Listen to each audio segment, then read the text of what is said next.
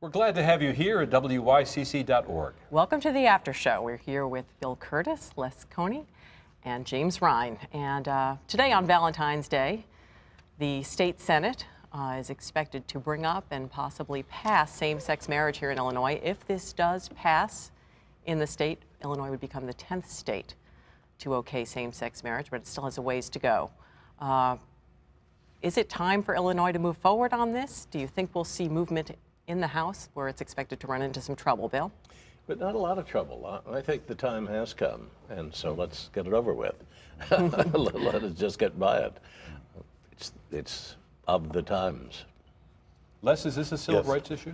Well, you know, for me, I think, you know, relationships are hard enough. The last thing you need to do is tell people they can't, you know, be with the person that they love. I mean, regardless of who that is. I'm a member of Apostolic Church of God, and our pastor, Dr. Byron Brazier, last week I had the opportunity to attend at one of our prayer service. He focused in on relationships, and he talked about, normally in his service, you would only think that he would just talk about the normal man and woman relationship, but he touched on gay marriage as well, which is, I think, also another strong step in a direction where we need to go. So I'm certainly supportive. It's good that your church is like that. I was raised Catholic, and I'm still Catholic, and the Catholic Church I know has huge issues with this. I personally think that, I mean, the state doesn't recognize my confirmation, so I think marriage, having it originally been a sacrament, should be left to the churches. There's no reason a state should discriminate against two individuals as long as they're of a certain age and mental capacity and not related. You know, sorry, Arkansas. But it's one of those things where they shouldn't be able to discriminate against two citizens that love each other. That's right. And if the Catholic Church wants to tell me that you and I can't get married because of whether we're both men or the color of our skin, or you and I can't get married for whatever reason, that's the church's right. They're a private institution. They can do whatever they want, but I don't feel that there's any reason the state should be able to discriminate against two of its citizens. And maybe they should just make it separate, where church, you can have your marriage, and separation of church and state. As, you know, citizens of the United States of America, we will have our civil unions and let it go that way. What strikes me Did you is say this has been civil moving unions? even Would you be satisfied with the word or the phrase civil unions instead of marriage?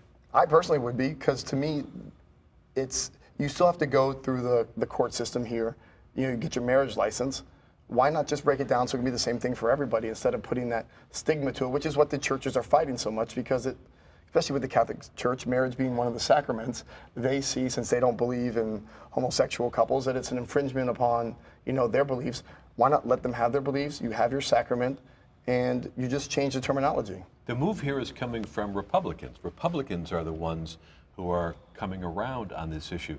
Did they learn a lesson in the 2012 presidential election? Being a conservative myself, I'm hoping it's not a lesson. I'm hoping they've just realized that this is common sense, and it's about time to stop discriminating against people based on But is it also good politics? I hope it's, like I said, I think it's good politics, but that's the problem with politics, is that people play politics all too often instead of doing what's right. And this, I think, is what's right, and hopefully that's become part of their politics. And I hope it's not politics as well. I mean, because, you know, I would hope that our politicians stand up for what they believe and what their constituents believe. And I also think... That's a hopeful view. But I also think that we should also be respectful to each other.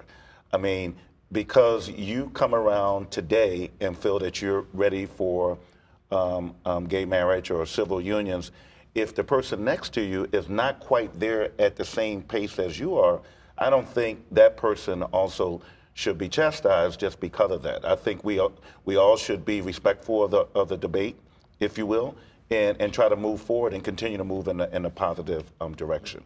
I think what the Republicans learned was sheer terror, and they're reacting to it. But between civil unions and the word marriage is, to me, the battleground.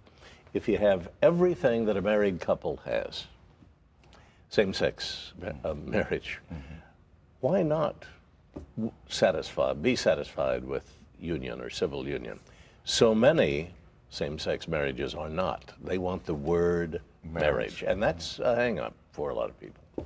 Yeah, I can understand that, but also if you truly love that person, and what you want to be is, you want to explain to the country that, And to your friends that, you know, with this ring, I am taking this person to be mine for the rest of my life and vice versa, you could call it, you know, whatever. And I don't think that that's the important part behind it. And if it's truly love is what you want to express by that ceremony, then that should be the main thing behind it, as opposed to, well, what you're going to call it.